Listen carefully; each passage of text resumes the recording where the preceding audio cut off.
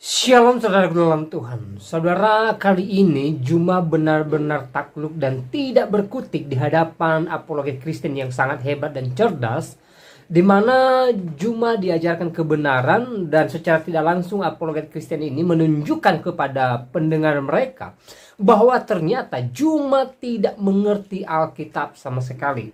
Saudara dalam Tuhan, mari kita lihat videonya dan tentunya banyak poin yang memberkati kita.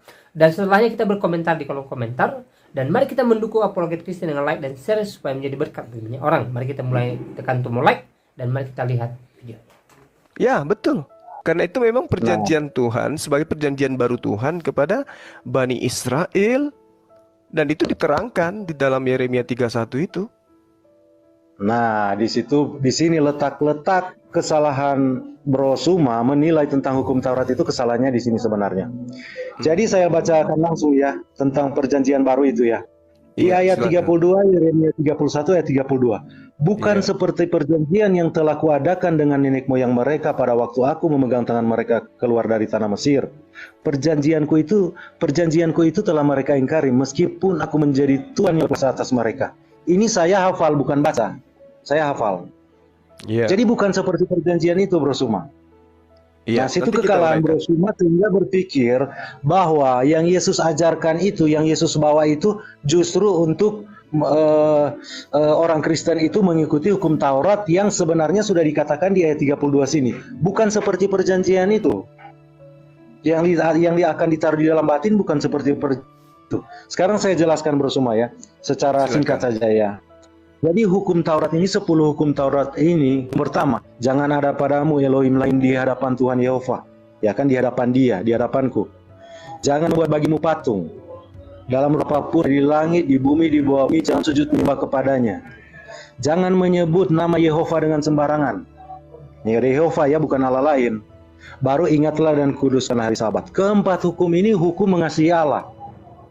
Jadi ke hukum ke-5 sampai ke hukum ke-10 itu mengasihi sesama manusia. Nah, di situ makanya Tuhan Yesus berkata, seluruh hukum Taurat dan kitab para nabi itu, seluruh hukum Taurat dan kitab para nabi itu bergantung kepada kedua hukum ini. Kasihilah Tuhan Allahmu dengan segenap hatimu dan kasihilah sesamamu manusia. Dan itu mereka telah langgar. Sangat sesuai ya dengan yang kita baca abad ke-7 sebelum Masehi.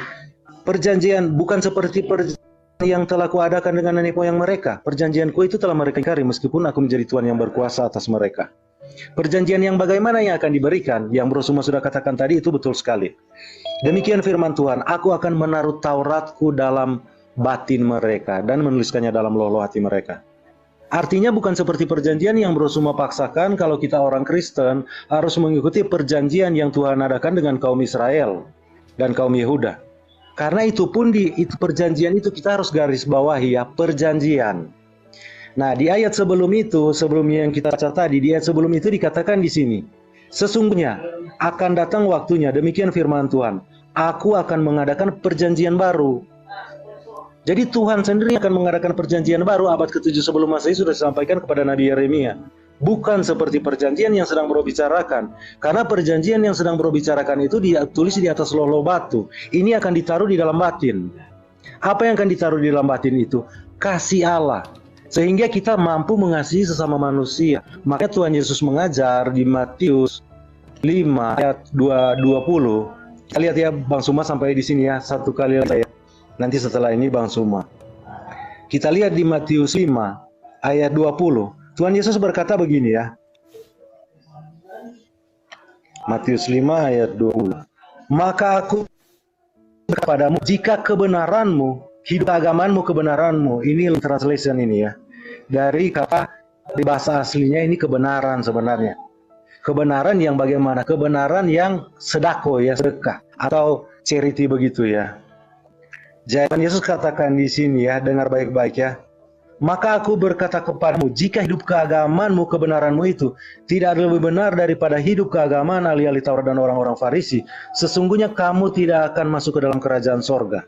Nah, pelaku-pelaku hukum Taurat di Israel itu ahli-ahli Taurat dan orang-orang Farisi. Tetapi Tuhan Yesus bilang, kalau kamu tidak dari mereka, kamu tidak akan masuk ke dalam kerajaan sorga. Nah, di sini di ayat 43 Tuhan Yesus berkata begini di ayat 43. Kamu telah mendengar firman, kasihilah sesama manusia dan bencilah musuhmu. Nah, sedangkan firman saja mengasihi sesama manusia, Tuhan sendiri sudah mengatakan kan di Yeremia 31 ayat 32, 33, 32 tadi. Bukan perjanjian itu telah mereka ingkari, meskipun aku menjadi Tuhan yang berkuasa atas mereka. Nah, di situ Tuhan Yesus menempatkan standar kemurnian itu sendiri, kemurnian hukum Taurat itu justru. Aku berkata kepadamu, kasihilah, tetapi aku berkata kepadamu, kasihilah musuhmu. Dan berdoalah bagi mereka yang menganiaya kamu. Apakah orang yang tidak bisa mengasihi sesama manusia seperti dirinya sendiri bisa mengasihi musuh? Bahkan mendoakan musuh yang baik-baik, memberkati. Berdoa dengan doa-doa berkat. Nah, pasti kan tidak mungkin. Kapan ini terjadi bisa manusia bisa mampu melakukan ini? Orang Kristen yang sungguh-sungguh hidup dalam Tuhan mampu. Karena apa? Hukum Taurat itu ditaruh di dalam batin. Hukum Taurat itu kasih Allah yang dicurahkan ke dalam hati kita oleh Roh Kudus. Nah, itu terjadi hukum Taurat itu kapan dicurahkan itu? 50 hari sesudah Paskah yang dirayakan oleh orang Israel selama 15.500 tahun. 50 hari setelah Yesus Kristus disalib sebagai penggenapan Paskah. Itu pencurahan Roh Kudus. Bukan seperti perjanjian yang turun 50 hari ketika Paskah pertama dilakukan di Mesir. Jadi itu intinya, Bro. Gimana Bro menanggapi ini? Iya, baik. Jadi kalau kita melihat Bang, dari perintahnya itu sudah sangat jelas. Di dalam Yeremia yang kita kutip, perjanjian Allah kepada Bani Israel itu kan jelas ada. Bagaimana kemudian Nabi Abraham alaihissalam itu dijanjikan tentang Ishak, keturunannya dan seterusnya. Lalu kemudian Tuhan memberikan perjanjian kepada mereka melalui Nabi Musa alaihissalam, di mana mereka diselamatkan dari perbudakan. Tapi perjanjian itu kemudian kan jelas tuh, aku akan menjadi Tuhanmu. Sehingga dia diselamatkan, bahkan mereka dianggap sebagai anak oleh Tuhan. Sebagaimana yang ada dalam Yeremia atau Amsal 31 itu. Ya, aku adalah ayahmu dan engkau adalah anakku, kan gitu. Masalahnya sekarang perjanjian yang dimaksud di sini adalah perjanjian yang kemudian ditorehkan oleh Tuhan kepada Bani Israel dengan menyelamatkan mereka dari perbudakan Mesir. Itu perjanjian yang dimaksud, dengan berbagai macam kemudian mujizat yang dibarengi dengan keselamatan yang diberikan melalui Nabi Musa alaihissalam. Tapi apakah kemudian mereka itu taat? Tidak, mereka ingkar. Mereka kemudian mengambil patung, membuat patung ya, berbentuk lembu untuk menggantikan Tuhan yang telah memberikan perjanjian keselamatan kepada mereka. Makanya perjanjian baru Tuhan itu adalah, aku akan menaruh Tauratku dalam batin mereka, dan bahkan dikatakan menuliskannya dalam hati mereka. Maka aku akan menjadi Tuhan mereka dan mereka akan menjadi umatku. Ini perjanjian barunya. Perjanjian baru itu adalah Tuhan menaruh Taurat di dalam batin Bani Israel. Beginilah perjanjian yang kuadakan dengan kaum Israel sesudah itu. Apa itu? Aku akan menaruh Tauratku. Nah, perjanjian baru Tuhan kepada Bani Israel adalah menaruh Taurat ke dalam batin Bani Israel. Lalu apakah kemudian perjanjian itu juga digenapi? Perjanjian itu juga dilaksanakan? Tidak. Perjanjian yang baru juga dibantah oleh mereka. Makanya Yesus mengatakan dalam Matius 23 itu bahwasanya orang-orang Yahudi, ahli kitab, orang Farisi itu mereka kemudian mentaati perintah tetapi hanya perkataan. Mereka tidak melaksanakan perintahnya sesuai dengan, mereka tidak mempraktekkan perintahnya sesuai dengan apa yang dituliskan. Itu jelas itu di dalam kitabnya orang Yahudi itu seperti itu Bang. Makanya di dalam pengajaran Matius 23 itu sangat jelas dikatakan bagaimana mereka ini adalah pembangkang. Itu menurut Yesus. Ahli Taurat, orang Farisi telah menduduki kursi Musa. Sebab itu turutilah dan lakukanlah segala sesuatu yang mereka ajarkan kepadamu. Apa yang diajarkan ini? Hukum Taurat, perjanjian baru. Turuti. Tetapi jangan kamu turuti perbuatan-perbuatan mereka. Perbuatan yang mana itu? Perbuatan yang seperti Kristen. Kenapa? Mereka mengajarkan hukum Taurat. Mereka mengatakan bahwa kami ini adalah penganut Torah. Tetapi mereka tidak melakukannya. Itu dalil, Bung, di dalam Matius 23 nomor 3. Tolong dicamkan baik-baik. Jadi kalian ini hanya seperti ahli Taurat dan orang Farisi, menteorikan tapi tidak mempraktekkan. Itulah kalian.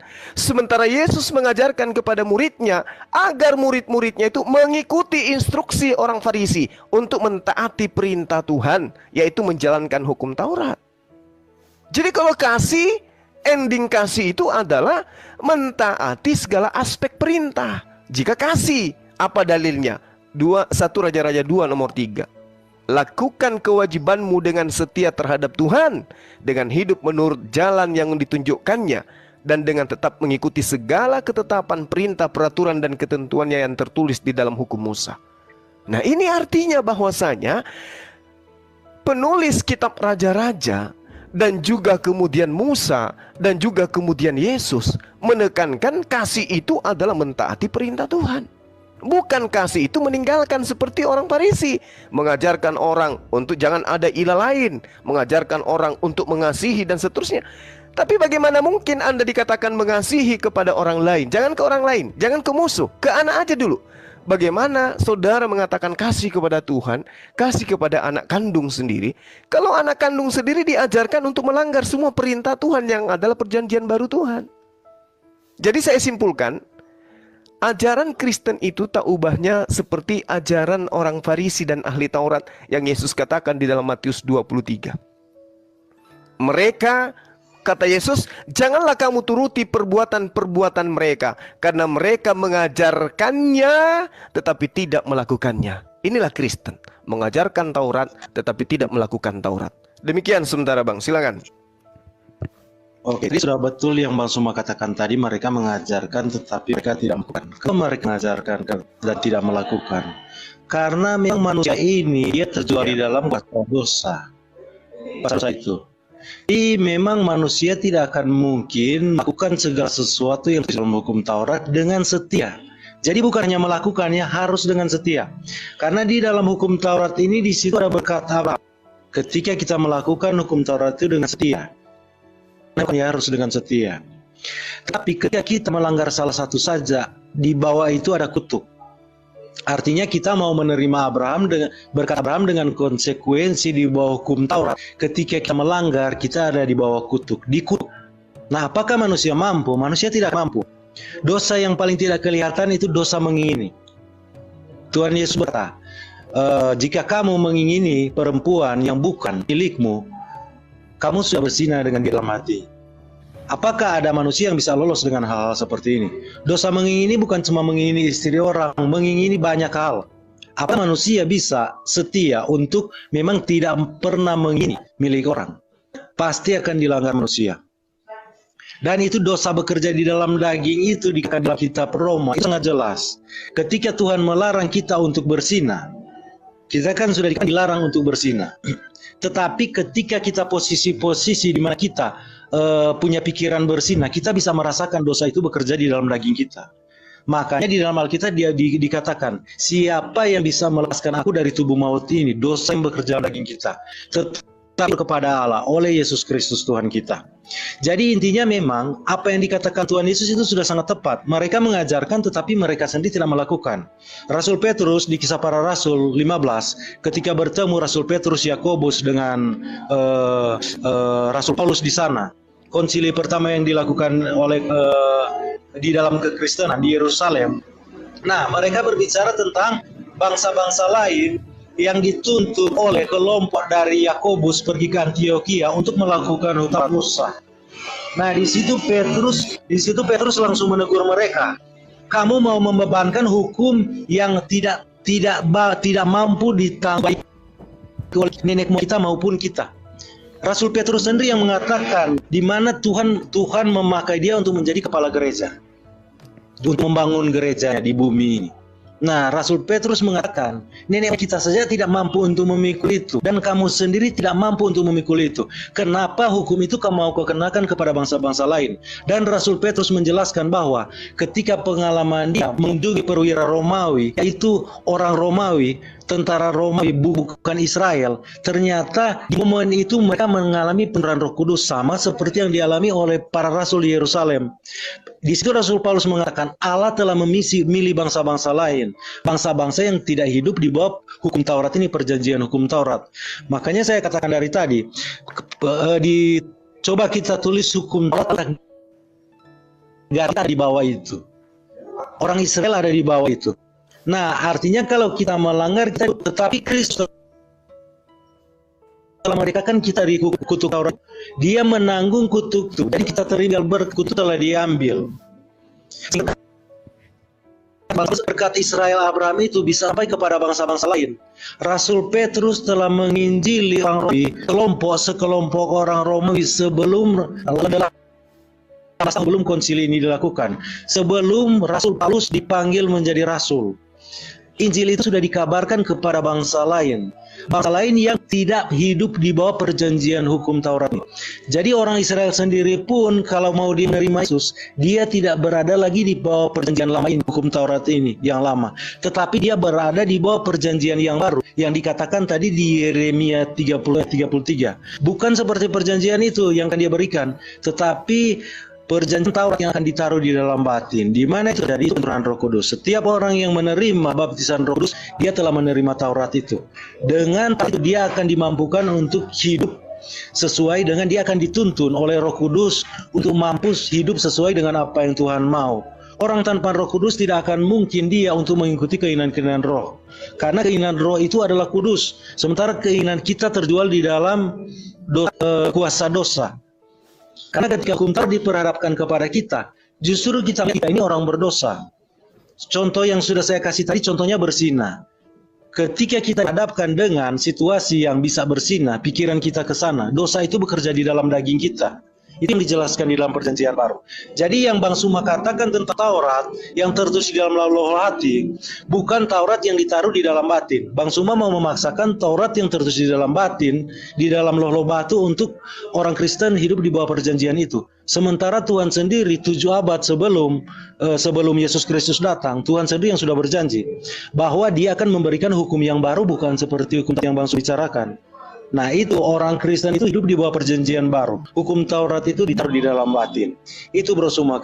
Kesalahan Bro Suma berbicara tentang Taurat yang ditulis di dalam loh batu dengan yang di dalam batin. Nah itu yang tidak dipahami oleh Bro Suma. Ya silakan Bro. Oke, jadi begini Bang. Saya menghargai ya karena Anda adalah seorang Kristen. Tadi di awal saya mengatakan kenapa saya tidak menjadi Kristen, karena Kristen itu bukan ajaran Yesus.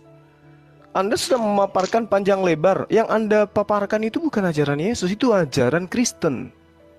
Kalau ajaran Yesusnya, dia sendiri mengatakan lebih mudah langit dan bumi lenyap daripada setitik dari hukum Taurat itu batal. Nah, kemudian yang saudara praktekkan itu adalah membasahi bibir dengan ajaran Taurat, tetapi tidak melaksanakan hukum Taurat. Ini yang diterangkan oleh Yesus dalam Matius 23. Makanya saya nggak mau jadi Kristen. Ketika orang Kristen berbicara hukum Taurat, pasti hebat, nomor wahid. Tapi apakah mereka kemudian melakukan? Tidak. Nah, inilah yang dikatakan oleh Yesus sebagai orang munafik. Percuma mereka kemudian memuji aku dengan mulutnya, tetapi perbuatannya sesuai dengan perbuatan manusia. Kalau kemudian saudara saya ini mengatakan tidak bisa, tidak ada orang yang sanggup melakukan hukum Taurat, siapa bilang? Paulus sendiri mengatakan aku tidak bercacat di dalam melaksanakan hukum Taurat. Filipi 3 nomor 6. Meskipun dia nyata menganiaya, membunuh murid Tuhan, murid Yesus. Lalu kemudian Tuhan sendiri yang memproklamirkan pengajarannya hukum Taurat itu tidak sulit. Ulangan 30 nomor 11. Sebab perintah ini yang ada di dalam hukum Taurat ini, yang kusampaikan kepadamu pada hari ini, tidaklah terlalu sukar bagimu dan tidak pula terlalu jauh untukmu, tidak terlalu jauh di luar kemampuanmu.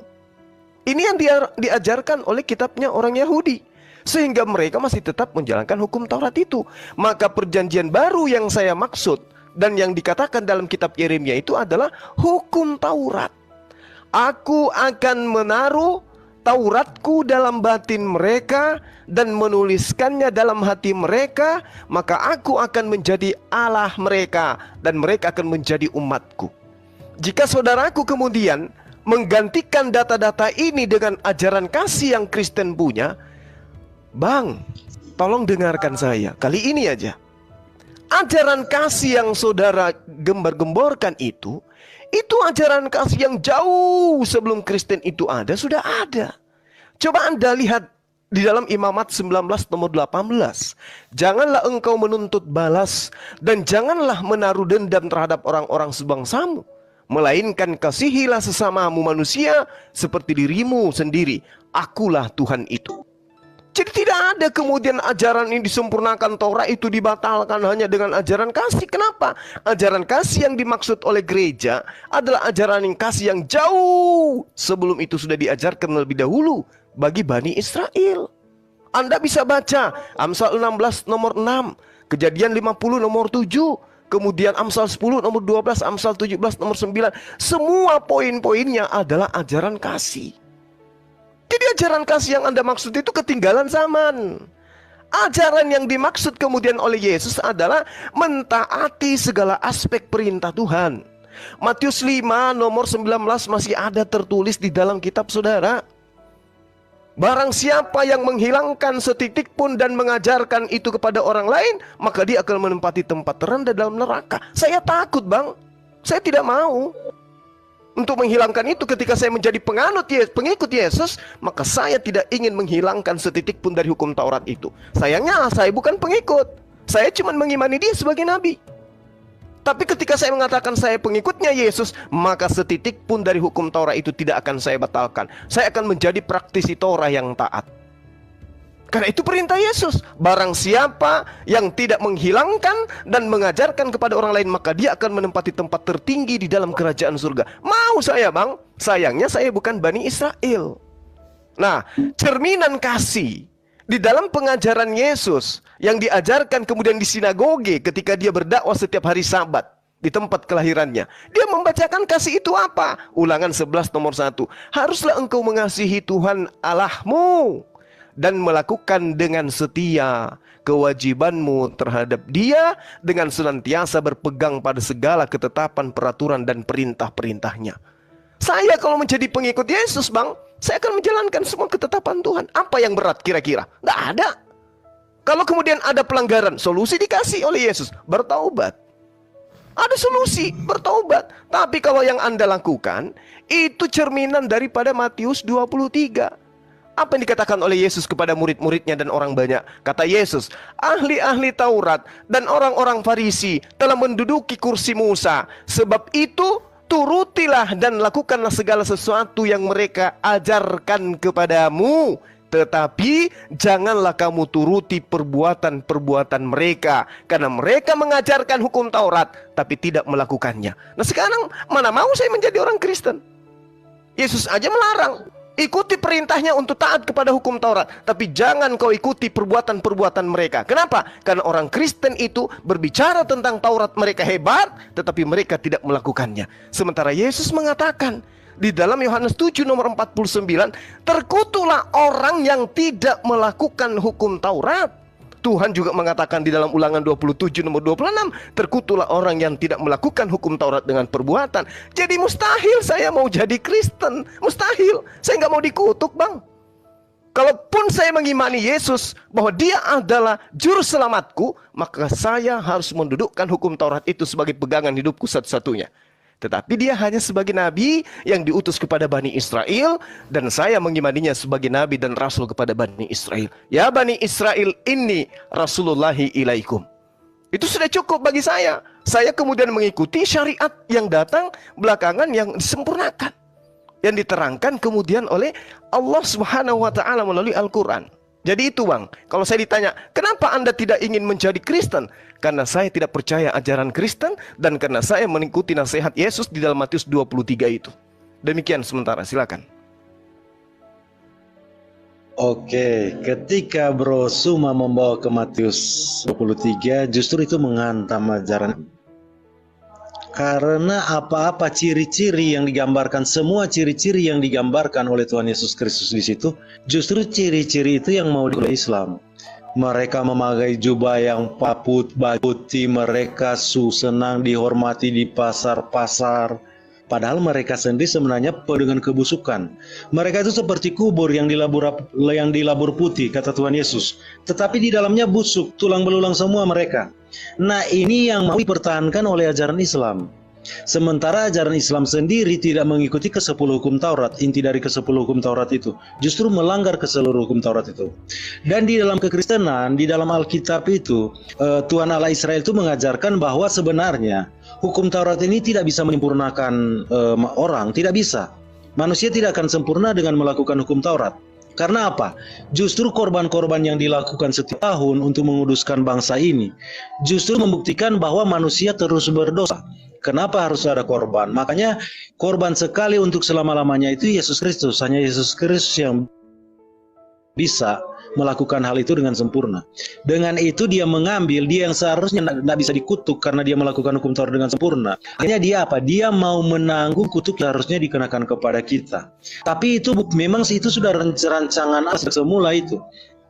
Sejak di Taman Eden tuh, ketika Adam dan Hawa jadi berdosa di Taman Eden, Tuhan sudah mengatakan bahwa keturunan perempuan yang akan menang. Nah, itu digambarkan terus oleh para nabi. Dan keturunan perempuan itu kapan dia datang? Itu di abad pertama dia datang. Maka Tuhan Yesus berkata, Musa menulis tentang aku. Jadi Tuhan Yesus berkata, semua yang ketika dia bangkit, dia di jalan Emmaus, dia katakan kepada dua murid itu yang dari Yerusalem ya menuju ke kampung Emmaus, 7 km dari Yerusalem. Ketika itu mereka berbicara tentang Yesus Kristus yang dibunuh, yang mereka mengira bahwa dia adalah Mesias itu yang dijanjikan itu. Tapi Yesus menegur mereka, betapa lamban dan bodohnya kamu, pikiran kamu.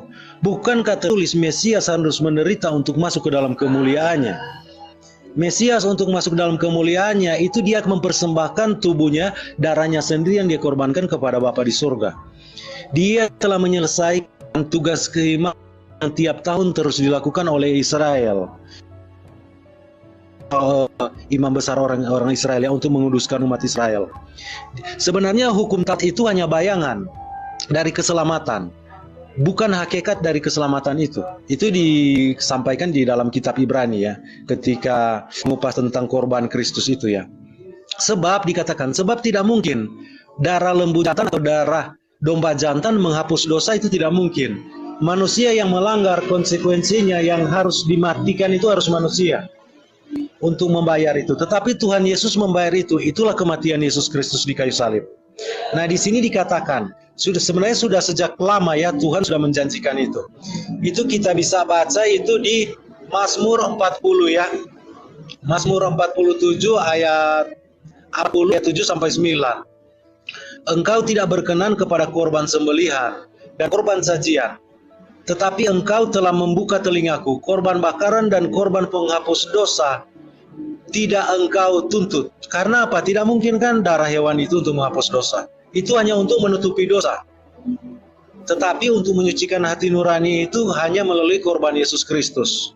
Nah, makanya itu dia memberikan Roh Kudus untuk menyucikan hati nurani kita.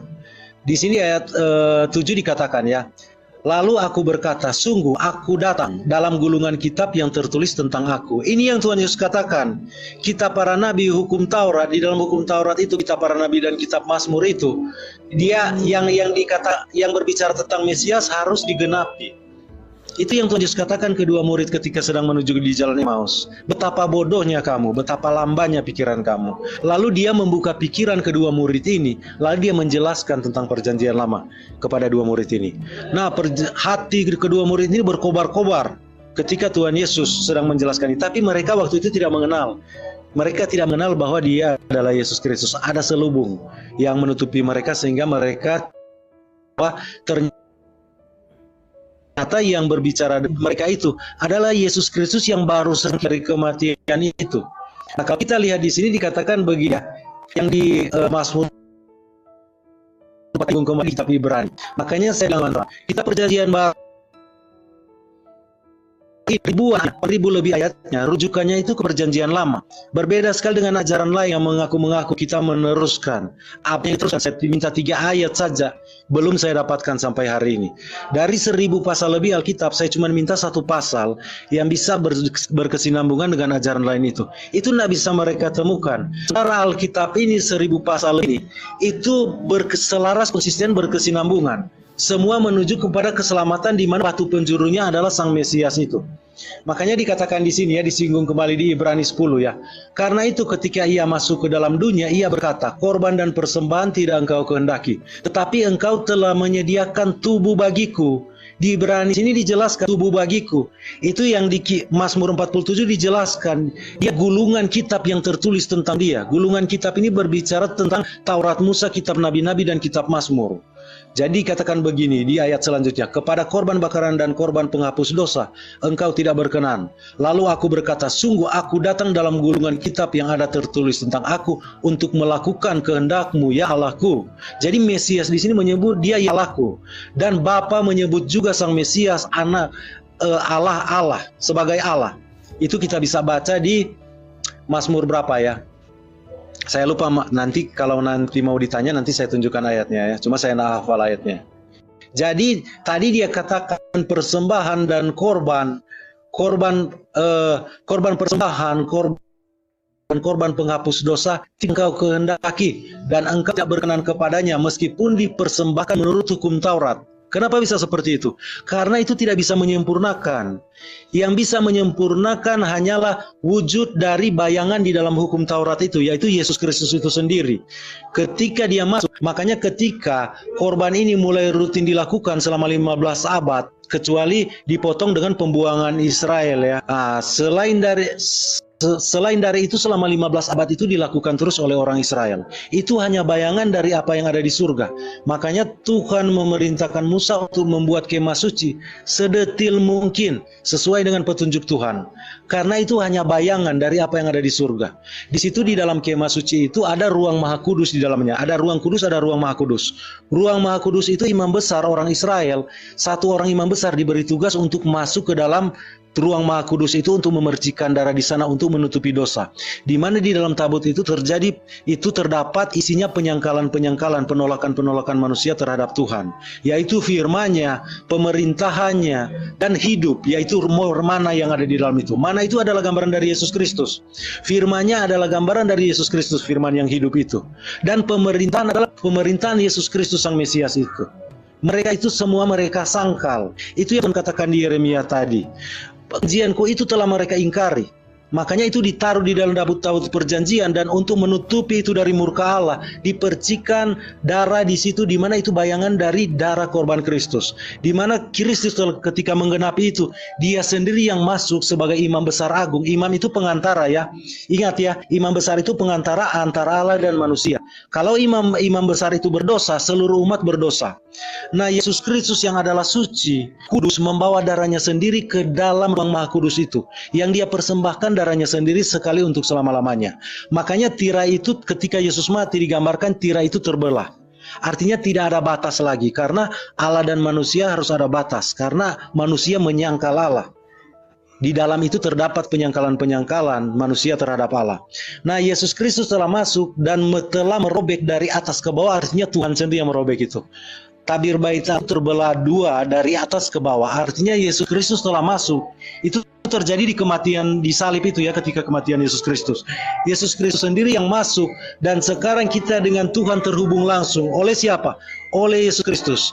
Makanya dikatakan di dalam kitab Ibrani, dia yang ditetapkan untuk menjadi imam besar agung untuk selama-lamanya menurut Melkisedek. Yesus Kristus sekarang kenapa dikatakan duduk di sebelah kanan Allah Bapa? Karena dia telah selesaikan tugas keimaman yang dilakukan terus-menerus oleh orang Israel untuk manusia itu berdosa. Tetapi sekarang kita umat manusia punya satu pengantara yang kudus, yang tidak pernah berdosa. Makanya kita oleh imam besar itu yang menjadi pengantara satu-satunya antara Allah dan manusia, yaitu Yesus Kristus. Karena kekudusan imam besar itu kita semua dikuduskan. Adam ketika datang ke dalam dunia, dia sebagai imam besar, sebagai raja, sebagai imam besar.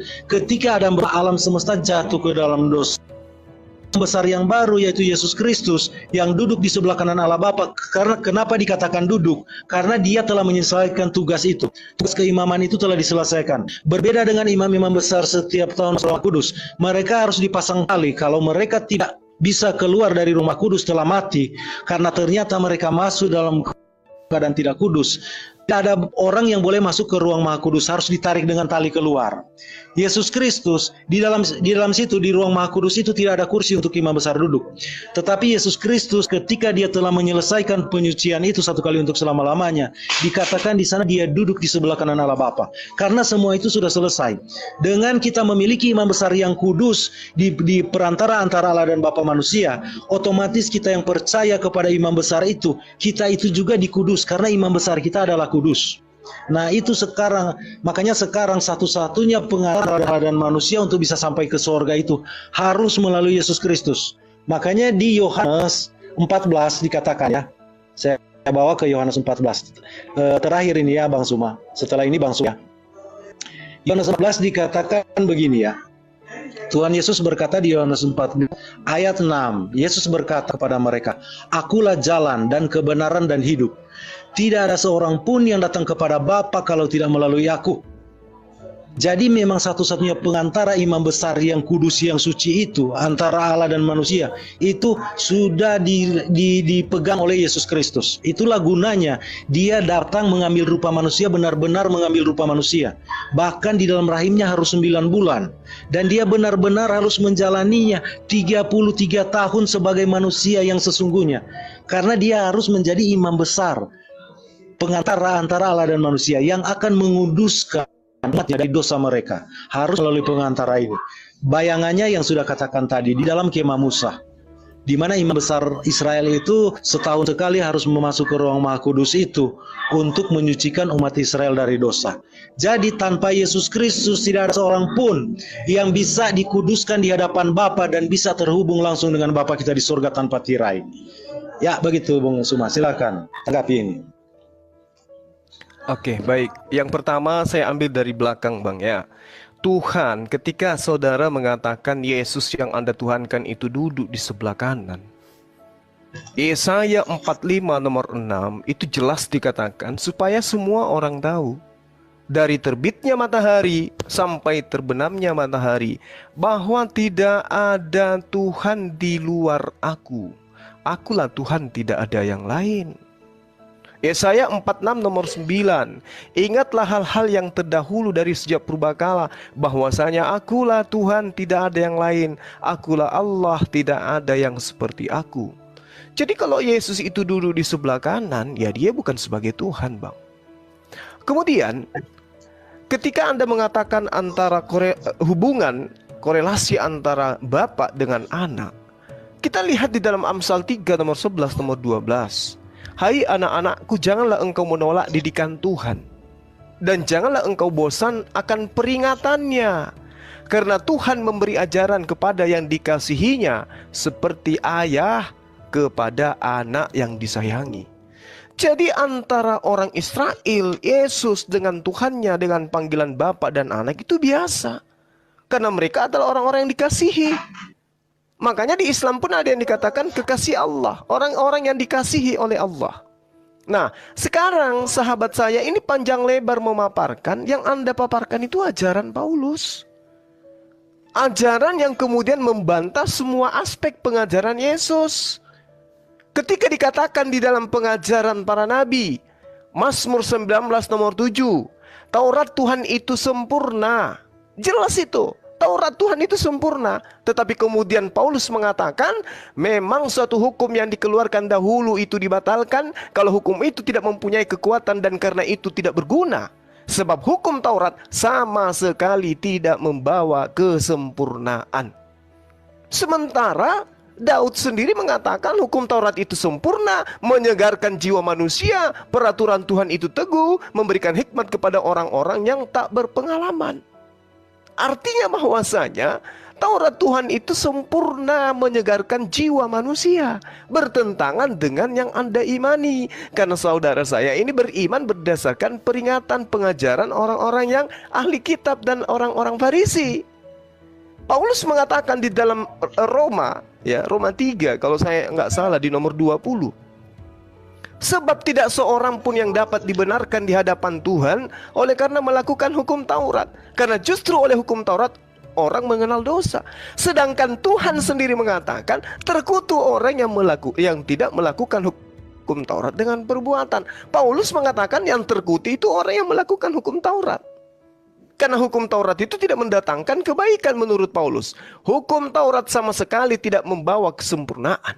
Ibrani 7 nomor 19. Ini bahaya ini bang. Makanya kalau abang tanya saya, kenapa Suma nggak masuk Kristen? Ya saya nggak mau. Saya tidak mau dimurkai oleh Tuhan. Saya juga tidak mau dikutuk oleh Yesus. Ya. Kalau pengajaran kemudian Yesus itu Tuhan yang harus menjadi korban, itu ajaran Paulus, Ibrani 10 nomor 14. Tetapi Yesus sendiri di dalam Matius 8 nomor 4 mengajarkan pengikutnya untuk melakukan korban seperti korban yang dilakukan oleh Nabi Musa. Sementara Tuhan meminta kepada pengikutnya agar setia menjalankan segala aspek yang kemudian diajarkan Tuhan melalui perantaraan Nabi Musa. Ulangan 6 nomor 17. Harus kamu berpegang pada perintah, peringatan, ketetapan yang diperintahkan kepadamu. Ini perintah siapa? Perintah Tuhan. Haruslah kamu berpegang pada perintah. Berarti harus berpegang teguh kepada hukum Taurat. Jangan dibatalkan dengan menjadikan Yesus sebagai tameng pembatalan. Jangan. Karena itu tidak diajarkan oleh Yesus. Yesus datang membatalkan hukum Taurat di atas tiang salib. Itu ajaran Paulus yang datang belakangan. Nah, terkait dengan ajaran agama Islam, ketika saudara saya mengatakan saya tidak percaya kepada Islam karena Islam membatalkan semua hukum Taurat. Sekali lagi saya katakan kepada abangku ini, hukum Taurat itu datang kepada Bani Israel. Kita bukan Bani Israel. Hukum Taurat itu untuk Bani Israel. Bahkan Tuhan mengatakan perjanjian barunya yaitu hukum Taurat akan dimasukkan ke dalam batin setiap Bani Israel. Tidak dikatakan akan dimasukkan ke dalam setiap Bani Adam. Nah, lalu kemudian bagaimana sikap kami sebagai seorang Muslim? Ya kami harus mendudukkan perkara itu pada pondasi yang sesungguhnya. Hukum Taurat, ajaran Yesus itu diperuntukkan kepada satu kaum. Nama kaumnya itu adalah Bani Israel. Namun kemudian peringatan-peringatan yang diberikan oleh Yakub, diberikan oleh Daud, Musa, dan juga Yesus harus waspada sebab dari internalnya sendiri akan muncul pengajar-pengajar palsu. Pengajar-pengajar palsu inilah yang kemudian memasukkan pengajaran-pengajaran palsu ke dalam ajaran para nabi mereka. Contoh, adanya konsep Tuhan datang dalam rupa manusia, menebus dosa manusia. Itu ajaran palsu bang, saya harus jujur aja. Kenapa saya nggak menjadi Kristen? Itu ajaran palsu. Tuhan mengajarkan penghapusan dosa dengan kurban hewan, bukan kurban manusia, apalagi kurban Tuhan. Ini yang membuat saya tidak mau menjadi Kristen. Kristen itu mungkin baik, ada sisi baik dalam Kristen itu. Tetapi baik belum tentu benar. Dan kebenaran itu harus diuji dengan aspek apa? Aspek akal dan pewahyuan. Pewahyuannya jelas, ketetapan, peraturan, perintah, ketentuan, hukum-hukum, itu yang didatangkan oleh Tuhan kepada para nabi, itu yang harus dilakukan oleh kaum di mana nabi itu diutus. Makanya sekali lagi saya katakan sebelum berpindah ke abang. Sekali lagi saya katakan, Yesus mengajarkan dirinya anak manusia itu udah cukup bagi kami orang berakal. Memang tidak mungkin Tuhan itu adalah Yesus karena Yesus mengaku dirinya sebagai manusia. Nah, lalu kemudian 1 Raja-Raja 23 itu sangat jelas sekali erat kaitannya dengan pengakuan Yesus di mana Yesus meminta kepada pengikutnya agar waspada terhadap orang Farisi dan ahli Taurat. Ahli Taurat itu Paulus. Orang Farisi juga adalah Paulus. Berarti kita harus mewaspadai ajaran Paulus. Ahli-ahli Taurat dan orang-orang Farisi telah menduduki kursi Musa. Sebab itu, turutilah dan lakukanlah segala sesuatu yang mereka ajarkan kepadamu. Apa itu? Hukum Taurat. Tetapi janganlah kamu turuti perbuatan-perbuatan mereka. Karena mereka mengajarkan, tetapi tidak melakukannya. Ini yang diperhatikan oleh sahabat Kristen. Hebat, bahkan marah kepada umat Islam. Kalau umat Islam membawa hukum Taurat, emang Islam itu tahu apa sih Taurat? Mana ada Taurat di Islam? Yang tahu Taurat itu kami Kristen. Tapi apalah arti itu semua ketika Yesus mengatakan, jangan kau mengikuti perbuatan mereka, sebab mereka itu mengajarkan tetapi tidak mempraktekkan. Anda tahu hukum sunat, ngerti haramnya babi, paham tentang sabat, tapi apakah saudara melakukan? Tidak. Jadi saudara ini, Kristen ini adalah ajaran ahli Taurat, ajaran orang Farisi yang harus dihindari. Belum lagi di dalam Matius 23 nomor 15. Celakalah engkau wahai ahli Taurat, wahai orang Farisi, wahai orang munafik, engkau menjelajahi daratan, menyeberangi lautan untuk mentobatkan orang non-Yahudi masuk ke dalam agamamu menjadi orang neraka, dan 2 kali lebih jahat daripada engkau. Agama apa yang kemudian dibentuk oleh ahli Taurat orang Farisi? Agama Kristen. Maka saya menghindarkan diri dan keluarga saya dan juga saudara-saudara saya dari ajaran Kristen. Kan ajaran Kristen itu adalah ajaran yang Yesus nubuatkan sebagai ajaran ahli Taurat orang Farisi yang harus kemudian dihindari, karena mereka adalah orang-orang celaka. Begitu abang. Ini sikap saya sebagai seorang muslim ketika saya ditanya, kenapa Anda tidak menjadi seorang Kristen padahal Anda adalah praktisi Bible. Kan gitu bang, silakan. Oke, jadi saya karena semua sudah menyinggung tadi tentang ayat Yesaya 45, jadi saya mengambil sedikit dari sana dulu ya. Banyak orang muslim tidak percaya Yesus adalah Tuhan ya. Nah di ayat yang bersuma kutip itu di Mazmur 45 ya. Akulah Tuhan, ayat 5 dan 6 ya. Akulah Tuhan, akulah Yehova, dan tidak ada yang lain kecuali aku. Tidak ada Elohim, aku telah mempersenjatai engkau, sekalipun engkau tidak mengenal aku. Supaya orang tahu dari terbitnya matahari sampai terbenamnya, bahwa tidak ada yang lain di luar aku. Akulah Yehova dan tidak ada yang lain. Jadi ingatlah Yehova ya.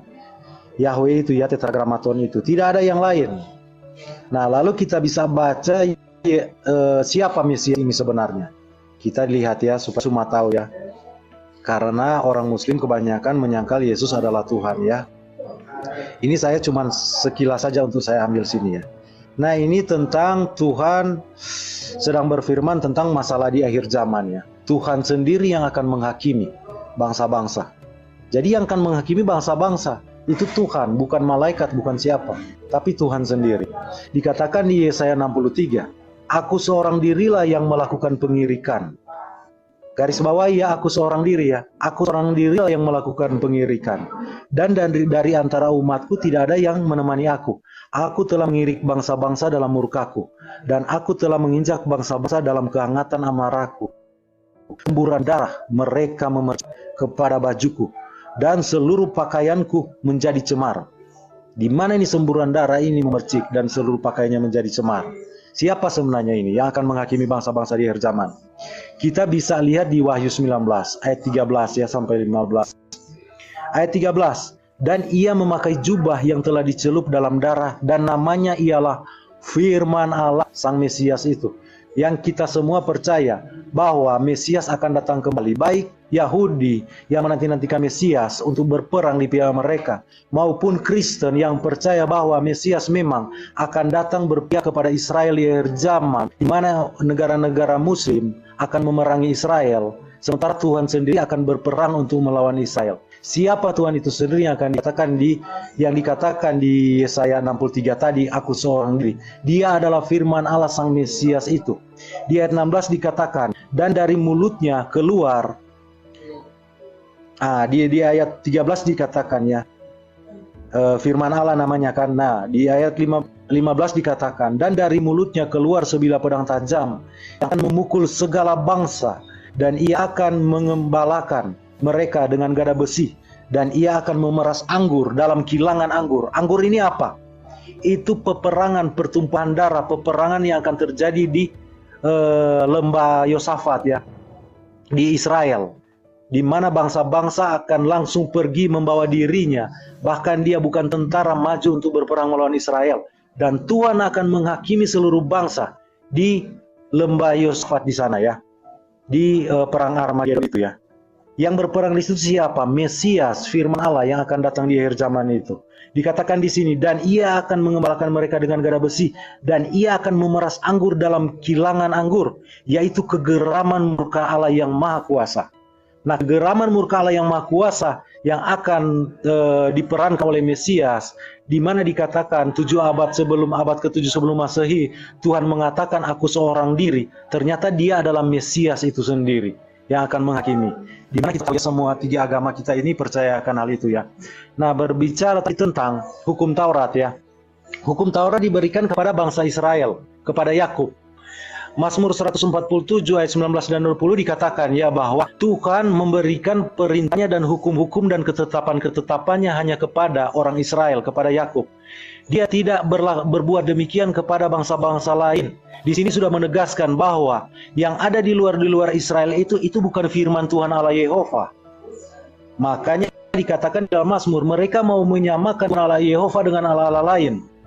Nah, itu sudah jelas ya. Yesus sendiri berkata bahwa sebelum dia disalib, dia berkata, keselamatan datang dari bangsa Yahudi.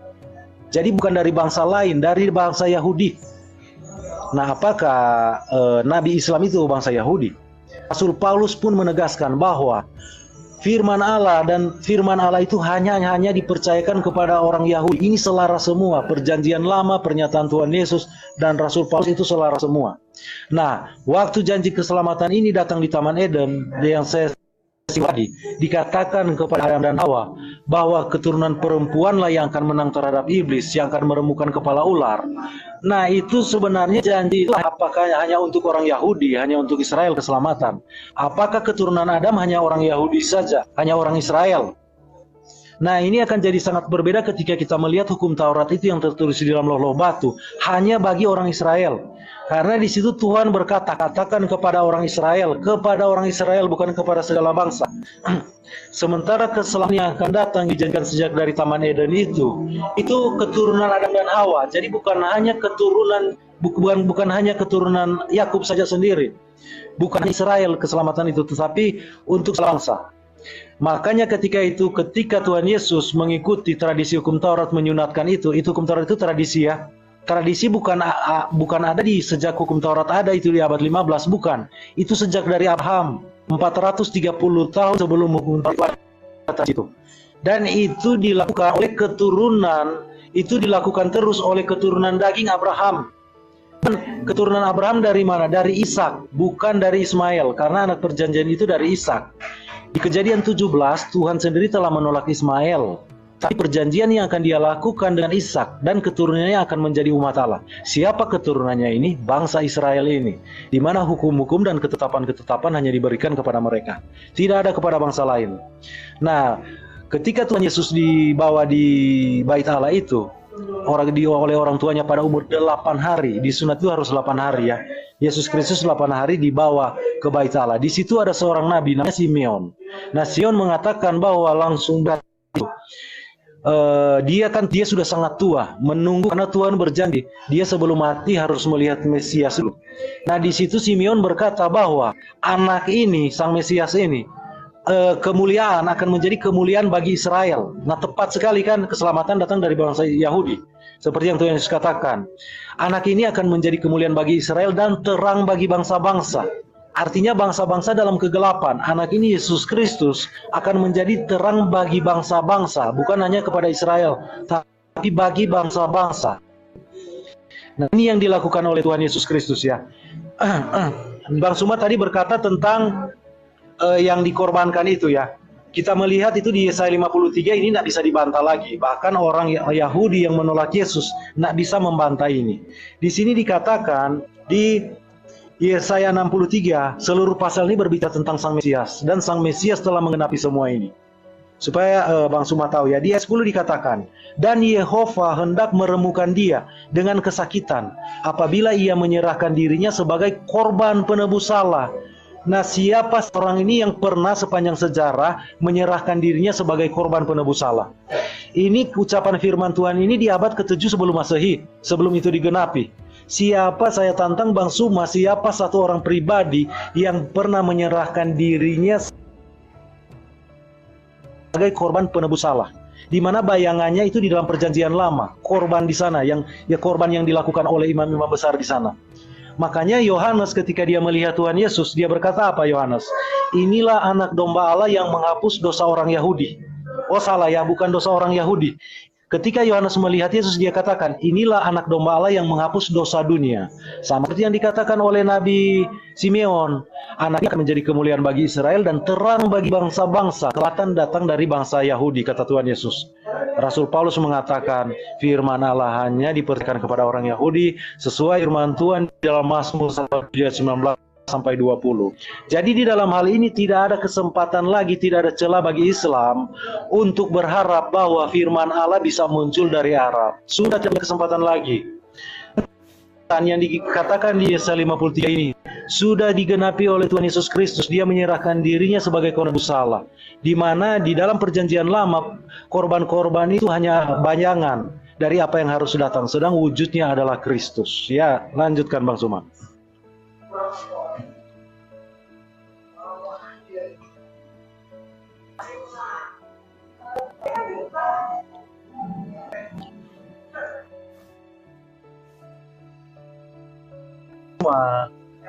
Bang Suma sudah gemetaran.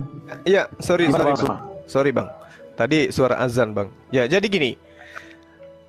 Kalau dikatakan bahwasanya ajaran pada saat datang kepada Bani Israel tidak diperuntukkan kepada bangsa lain, memang itu betul. Allah menyatakan diri kepada mereka. Nabi-nabi diutus kepada mereka, itu betul. Dan pada saat Tuhan berkarya kepada mereka, Tuhan tidak berkarya kepada bangsa lain.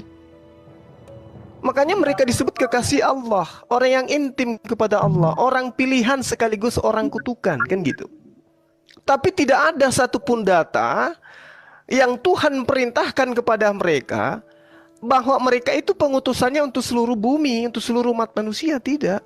Abraham, Ishak, Yakub, Daud, Salomo, Musa, Yesus hanya kepada golongan tertentu. Sedangkan kalau saudara mengatakan bahwasanya tidak akan ada Tuhan berfirman kepada selain daripada Bani Israel, coba Anda lihat Paulus. Paulus itu menyampaikan firman kepada non-Israel. Berarti agama Anda tertolak. Anda sendiri yang membuat peraturan, Anda sendiri yang melihat dengan fakta agama Anda itu jatuh pada koridor yang Anda buat sendiri. Galatia 2 nomor 8, aku diutus kepada orang-orang yang tidak bersunat. Kepada siapa itu? Non-Yahudi. Dan ternyata tidak ada firman untuk non-Yahudi. Camkan baik-baik itu Bang. Makanya umat Islam itu tidak pernah mengaku bahwa kami ini adalah pelanjut. Nggak pernah. Islam itu datang kemudian untuk membuktikan kepada Bani Israel bahwa akan ada kaum yang lebih taat memperjuangkan hukum-hukum Tuhan untuk bangsa-bangsa. Dan itu hanya di Islam. Makanya jelas kaitannya. Qul ya ayuhan nasu inni rasulullahi ilaikum jami'a. Wahai manusia, sesungguhnya aku ini adalah Tuhan, adalah utusan Tuhanmu untuk seluruh manusia. Wa ma arsalnaka illa kaffatan linnas basyira wa nadhira walakinna aktsaran nasi la ya'lamun. Dan kami tidak mengutusmu wahai Muhammad melainkan untuk umat manusia seluruhnya sebagai pembawa berita gembira. Pada saat Tuhan berkarya kepada Bani Israel, non-Israel berduka. Non-Israel tidak ada berita. Non-Israel tidak punya jaminan keselamatan. Gitu. Yesus datang, aku diutus hanya kepada domba-domba yang hilang dari Bani Israel. Yang di luar daripada Bani Israel berduka, bersuka cita kemudian. Tidak ada penyelamat. Kemudian Tuhan datang membawa kabar gembira melalui baginda Rasulullah Muhammad SAW. Maka dikatakan oleh Allah Subhanahu Wa Taala, "Makana Muhammadun aba ahadim min rijalikum, walakin Rasulullah wa khataman nabiyyin, wa kana Allahu bikulli syai'in alima." Dia bukan bapak dari seorang di antara kamu, melainkan dia adalah Rasul utusan Allah dan penutup para nabi yang diperuntukkan kepada kafatan linnas, seluruh umat manusia. Dan itu tidak disipati di dalam pengajaran Yesus. Aku diutus hanya kepada domba-domba yang hilang dari Bani Israel, agar supaya Yesus untuk semua manusia. Ditambahkan data-data. Pergilah beritakanlah Injil kepada seluruh. Ini kita harus cross check apakah betul itu pemberitaan Yesus. Karena dalam Matius 10 nomor 5 nomor 6, Yesus berpesan kepada ke-12 muridnya agar tidak ke bangsa lain. Nah, yang harus diwaspadai adalah ahli kitab, orang Farisi, yang kemudian diterangkan dalam Matius 23 nomor 15, celakalah engkau wahai orang Farisi, celakalah engkau wahai ahli kitab, engkau menyeberangi lautan, menjelajahi daratan, mentobatkan non-Yahudi, Romawi, Yunani, masuk ke dalam agamamu, menjadi ahli neraka, dan 2 kali lebih jahat daripada engkau. Dan itu terbukti memang, orang Kristen ini lebih 2 kali jahat. Kenapa saya katakan seperti itu, Bang?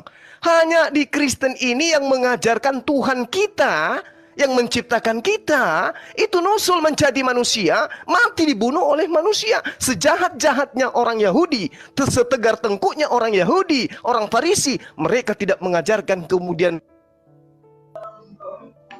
hanya ada di meja orang-orang Kristen. Makanya saya tidak mau jadi Kristen.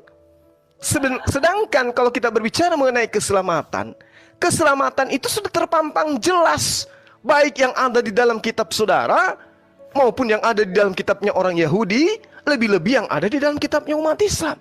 Keselamatan versi Yesus, hidup kekal itu adalah mereka mengenal engkau satu-satunya Tuhan yang benar, dan mengenal aku sebagai utusan. Umat Islam ada nggak pada posisi itu? Ada. Umat Islam menyembah Tuhannya Bani Israel. Kami tidak membuat Tuhan baru. Yang kami sembah adalah Tuhannya Bani Israel, yang datang kepada Ibrahim, yang datang kepada Musa, yang datang kepada Isa, Yesus. Itulah yang kami sembah. Makanya sampai hari ini, segejolak apapun konflik antara Yahudi dan Islam, mereka tidak pernah berkonflik tentang Tuhan. Karena mereka sadar Tuhan mereka itu sama. Tapi berbeda dengan saudara Kristen dengan orang Yahudi. Tidak pernah satu mufakat dalam konsep apapun terkait Tuhan. Ini yang harus saudara sadari. Kenapa Bang Suma tidak mau menjadi Kristen? Padahal Bang Suma itu tahu tentang Bible. Kenapa? Apa yang mendasari itu? Karena Bang Suma paham Kristen itu bukan ajaran Yesus. Kristen itu ajaran ahli Taurat. Kristen itu ajaran orang Farisi yang nyebrang lautan, menjelajahi daratan, mentobatkan orang Romawi Yunani untuk masuk ke dalam sekte yang diajarkan itu, yang 2 kali lebih jahat daripada ahli Taurat itu sendiri. Ini yang perlu saya katakan kepada abang. Jadi debat yang dibangun ketika Bang Suma itu hadir bukan kebencian, tapi karena kecintaan terhadap saudara sebangsa.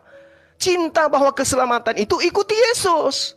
Kalau mau selamat, ikuti Yesus. Sekali lagi saya katakan, kalau teman-teman Kristen pingin selamat, 2 kata buat saudara Kristen dari saya: ikuti Yesus. Kalau mau selamat, itu aja poinnya. Jangan ikuti yang lain. Ketika Anda mengikuti Yesus, maka Anda akan dihantarkan menjadi Muslim. Maka Anda akan diantarkan menjadi Islam. Kenapa? Yesus mengajarkan itu. Atiullah wa atiur Rasul. Taat kepada Allah, taat kepada Yesus. Kalau taat kepada Yesus berarti nyembahnya hanya kepada Allah. Taat kepada Yesus berarti kembali kepada hukum Taurat, bukan kepada ajaran yang mengutuk Tuhan, mengutuk ajaran Tuhan. Lalu kemudian menjadikan sebagai tameng, penebus segala dosa. Sehingga yang terjadi adalah kasih, kasih, kasih dan kasih.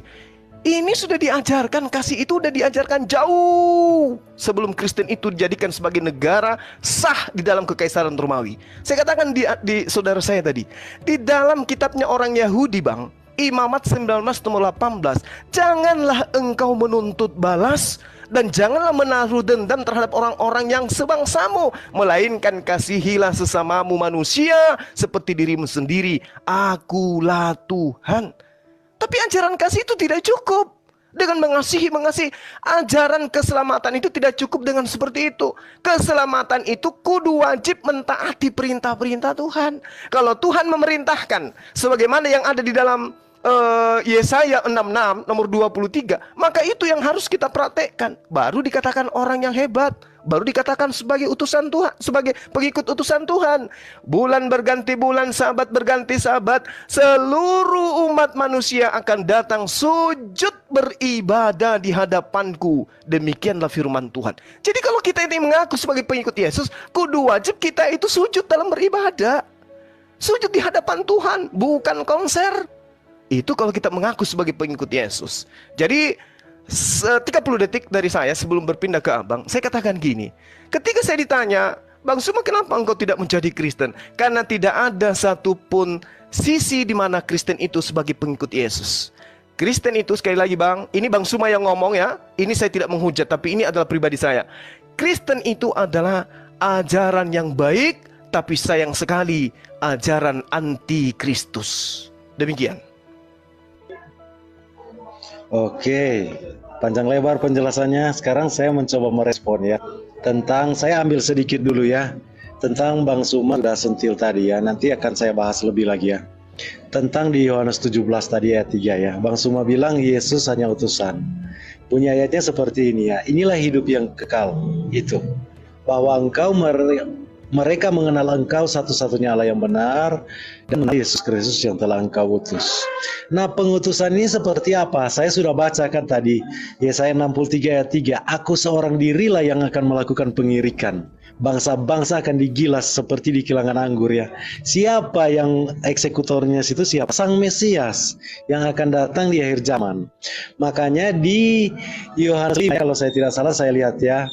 Yohanes 5, Bapa tidak menghakimi siapapun tetapi telah menyerahkan penghakiman itu seluruhnya kepada anak ya. Nah, kenapa? Bapa yang berbicara di dalam Yesaya 63 dia sendiri, tetapi penghakiman itu dilakukan kepada siapa? Penghakiman itu diberikan kepada anak. Bapa tidak menghakimi siapapun, tetapi telah menyerahkan penghakiman seluruhnya itu kepada anak. Ketika di Yesaya 63 mengatakan aku seorang dirilah, namanya itu siapa? Firman Allah Sang Mesias. Dia adalah Sang Mesias, itu adalah wujud dari Allah yang tidak kelihatan. Kita lihat di Yohanes 1 ya. Di Yohanes 1 ayat 18 ya. Ini ayat-ayat yang paling menarik yang saya bahas di sini. Tidak seorang pun yang pernah melihat Allah, tetapi anak tunggal Allah yang ada di pangkuan Bapa, dialah yang menyatakannya. Di akhir zaman Tuhan sendiri yang akan menghakimi bangsa-bangsa. Dikatakan di dalam kitab Wahyu 19 ayat 13 tadi, namanya ialah firman Allah. Di situ berbicara tentang kedatangan kembali Sang Mesias, di mana Islam juga menantikan itu. Sesuai dengan apa yang Tuhan Yesus katakan di Yohanes 5, Bapa tidak menghakimi siapapun, tetapi telah menyerahkan seluruh penghakiman itu kepada anak. Jadi anak ini adalah apa? Dialah anak inilah, anak tunggal Allah inilah, dialah yang menyatakannya. Sini siapa? Menyatakan Allah itu sendiri. Di mana Allah yang tidak pernah terlihat, yang ada anak itu menyatakan kepada manusia. Allah yang tidak terlihat, Sang Firman Allah ini yang digambarkan oleh Yohanes untuk manusia bisa mengerti. Kita baca undur ini ya. Dialah anak tunggal ya, berbicara dialah anak tunggal yang menyatakannya. Di sini siapa berbicara di kalimat pertama? Allah yang tidak kelihatan itu. Dia seawalnya ada di mana? Kita undur ya, kalimat yang sebelumnya kita undur. Ada di pangkuan Bapa. Kenapa dikatakan di pangkuan Bapa? Karena Tuhan Allah orang Israel, dia yang mereka panggil Bapa. Dia menyatakan dirinya, menampakkan dirinya kepada Abraham dan kepada Samuel di dalam perjanjian lama itu melalui perantaran firman-Nya, karena dia tidak bisa dilihat. Jadi Teofani yang ada di dalam perjanjian lama adalah wujud dari firman yang belum nusul menambahkan natur manusia dalam natur ilahinya.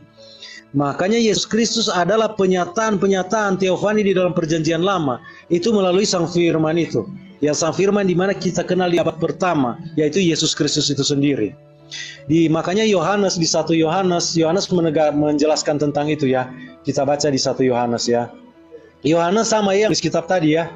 Di 1 Yohanes dikatakan begini. Kesaksian Rasul Yohanes tentang firman hidup.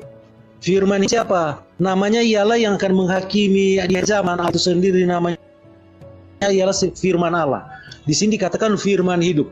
Untuk membedakan ini, penulis Alkitab telah membaca penulisannya menggunakan F besar ketika merujuk kepada pribadi firman itu, yaitu Yesus Kristus. Yohanes katakan di sini apa? Apa yang telah ada sejak semula, yang telah kami dengar. Apa yang sudah ada sejak dari semula, yang telah orang Israel dengar, yang telah Yohanes dengar, tentang Allahnya Abraham, Ishak dan Yakub, yang akan datang menyelamatkan manusia. Yang telah kami lihat dengan, di sini di kalimat selanjutnya, yang telah kami lihat dengan mata kami. Siapa yang telah mereka dilihat oleh mata para rasul? Yesus Kristus. Yang telah kami saksikan dan telah kami raba dengan tangan tentang firman hidup Yesus Kristus. Itulah yang kami tuliskan kepada kamu. Hidup itu telah dinyatakan. Hidup itu telah dinyatakan dan kami telah melihatnya, dan sekarang kami bersaksi dan memberitakan kepada kamu tentang hidup kekal yang ada bersama-sama dengan Bapa dan yang telah dinyatakan kepada kami. Di mana itu dinyatakan kepada kami? Yohanes 1 ayat 14, firman itu, firman hidup itu, firman itu telah menjadi manusia dan diam di antara kita, dan kita telah lihat kemuliaannya. Kemuliaan yang sebagai anak tunggal Allah, anak tunggal Bapa, penuh kasih karunia dan kebenaran. Nah, firman hidup itu siapa? Di Yohanes 1 dikatakan, firman itu adalah Allah. Di Yohanes 2 dikatakan, Pak, dia bersama-sama dengan Allah. Itu digambarkan di Yohanes 18 yang ada di pangkuan Bapa. Di ayat 3 dikatakan, segala sesuatu dijadikan oleh firman hidup itu, yaitu Yesus Kristus, di dalam hakikat ilahinya itu. Dan tanpa dia, tanpa Yesus Kristus, tanpa sang firman, tidak ada satupun yang telah jadi, tidak ada yang telah jadi dari segala sesuatu yang telah dijadikan. Dalam dia, dalam sang firman itu ada hidup, dan hidup itu adalah terang manusia. Jadi hidup itu adalah terang manusia, dia adalah terang menurut bangsa-bangsa seluruh agama itu. Terang itu adalah Allah itu sendiri. Nah, saya ambil sedikit ya, kita kembali lagi ke Taurat ya, yang Bro Suma singgung tadi. Ini kalau kita berbicara tentang Taurat, itu dijelaskan sangat jelas di kitab Roma ya. Abraham dibenarkan karena iman. Apakah Abraham dibenarkan ketika hukum Taurat turun? Tidak. 430 tahun sebelum hukum Taurat turun, sebelum hukum Taurat diberikan kepada Musa, Abraham sudah dibenarkan, bahkan dikatakan bapa semua orang beriman. Nah, sunat yang ada tradisi Yahudi berasal dari Abraham. Baik, apakah sunat ada dalam hukum Taurat? Tidak. Apa yang dibahas dan dibicarakan oleh apologet Kristen dengan Juma di video tadi, ya, mereka membahas tentang iman Kristen atau tentang Alkitab, tentang nubuat kedatangan Yesus Kristus. Nah, saudara dalam Tuhan, sebagaimana diajarkan oleh apologet Kristen kepada Juma, bahwa beberapa abad sebelum Yesus lahir, dia telah dinubuatkan ya. Tuhan sendiri mengatakan bahwa perjanjianku telah dilanggar oleh umat Israel dan dia akan membuat perjanjian baru. Nah, saudaraku dalam Tuhan, ya, perjanjian baru yang dimaksud adalah Yesus Kristus, di mana dia datang ke dunia ini, Allah sendiri datang ke dunia ini dan membuat perjanjian baru di mana orang yang percaya Yesus sebagai Tuhan, maka hidupnya pasti selamat, tidak binasa, tetapi memperoleh hidup yang kekal di dalam kerajaan sorga. Nah, saudaraku dalam Tuhan, inilah perjanjian baru yang diadakan Tuhan kepada orang percaya, kepada orang Israel, dan juga kepada orang-orang yang mengaku Yesus Kristus adalah Tuhan dan Juru Selamat dalam kehidupan mereka, dan taat akan firman Tuhan sebagai buah dari keselamatan mereka. Nah, saudaraku dalam Tuhan, ya, kalau kemudian Juma tidak percaya hal ini dan juga tidak percaya bahwa Yesus telah dinubuatkan, ya, itu sah-sah saja. Itu kan menurut imannya Juma, itu kan kepercayaannya dia gitu loh. Kita tidak bisa memaksa Juma harus percaya dengan apa yang kita percayai. Tetapi yang terpenting adalah, ya, apologet Kristen ini telah memberikan pengertian yang baik dan jelas kepada Juma bahwa Yesus Kristus adalah Allah yang telah datang ke dunia ini, yang memberikan perjanjian baru kepada orang percaya. Ya, bahkan para nabi sebelum Yesus datang telah menubuatkan hal itu. Ya, kita tahu bahwa nubuat harus digenapi dan Yesus Kristus menggenapi hal itu, menjadi penggenapan pada para nubuat para nabi gitu loh, ya. Yesus menjadi penggenapan nubuat para nabi. Ini sangat-sangat luar biasa, ya, memberikan kita pengertian yang benar bahwa Allah menepati janjinya kepada umat pilihannya, kepada bangsa Israel dan juga kepada orang yang percaya kepadanya, bahwa dia sendiri akan membuat perjanjian baru kepada orang percaya. Ini sangat luar biasa dan kita bersyukur juga Yesus telah datang ke dunia ini menggenapi nubuat para nabi, ya, dengan mengosongkan dirinya, meninggalkan tahtanya dan mengambil rupa manusia menjadi manusia, menjadi seperti manusia dan rela menanggung dosa manusia di atas kayu salib. Untuk apa? Untuk menyelamatkan manusia itu sendiri, sehingga manusia tidak binasa melainkan beroleh hidup yang kekal, sebagaimana firman Tuhan mengatakan bahwa karena begitu besar kasih Allah akan dunia ini, sehingga Ia mengaruniakan anaknya yang tunggal, sehingga setiap orang yang percaya kepadanya tidak binasa melainkan beroleh hidup yang kekal, ya. Dan Yesus mengatakan bahwa Dia adalah hidup kekal itu, ya. Yesus membawa atau memberikan jaminan kepada orang percaya bahwa mereka pasti masuk surga. Itu dicatat dalam Perjanjian Baru, dan Yesus memberikan satu contoh nyata di mana Dia membebaskan seorang yang disalib bersama-sama dengan Dia dari dosa, dan mengatakan kepada orang itu bahwa dia bersama-sama dengan Yesus di Firdaus ketika orang ini bertobat dan percaya bahwa Yesus adalah Tuhan. Nah, saudara dalam Tuhan, ya, artinya bahwa kita sebagai orang Kristen tidak memiliki keraguan-raguan di dalam Yesus, tetapi kita punya jaminan keselamatan. Kita punya kepastian bahwa Yesus Kristus membawa kita ke dalam kerajaan sorga. Maka kita bersyukur di mana kita punya Allah yang penuh kasih, yang mengasihi saya dan saudara, membawa kita ke tempat di mana Dia berada kelak, yaitu di dalam kerajaan sorga yang Dia sediakan. Sebagaimana janjinya dalam Injil Yohanes pasal 14, bahwa Dia pergi kepada Bapa untuk menyediakan sorga, untuk menyediakan tempat bagi orang percaya kepadanya, sehingga Dia membawa orang percaya atau orang kudusnya di tempat di mana Dia berada, ya. Bahkan dia mengatakan bahwa hanya Dia satu-satunya jalan dan kebenaran dan hidup yang mampu memberi hidup kepada orang percaya, dan tidak ada seorang pun yang bisa datang kepada Bapa kalau tidak melalui Tuhan Yesus Kristus. Nah, saudara dalam Tuhan, selebihnya seperti apa tanggapan saudara? Silahkan tulis di kolom komentar. Tuliskan tanggapan dan komentar yang baik, yang positif, terutama komentar yang memuji muliakan nama Tuhan, dan komentar-komentar yang memberkati kita sekalian.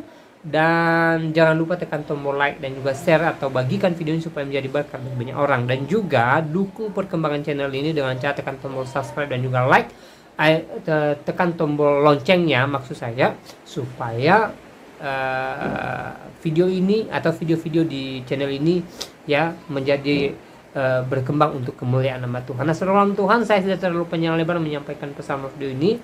Semoga video singkat ini memberkati kita dan Tuhan Yesus memberkati kita. Shalom.